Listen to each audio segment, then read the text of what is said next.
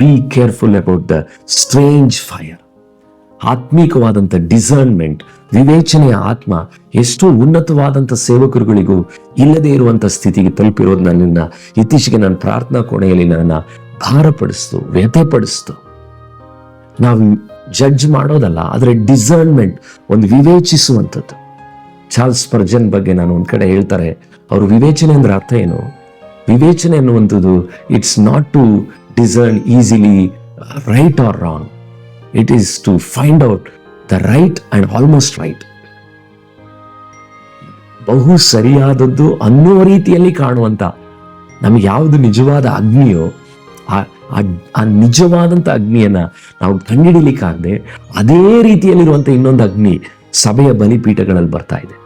ಇವುಗಳ ಕುರಿತಾಗಿ ಎಚ್ಚರ ವಹಿಸಬೇಕಾಗಿದೆ.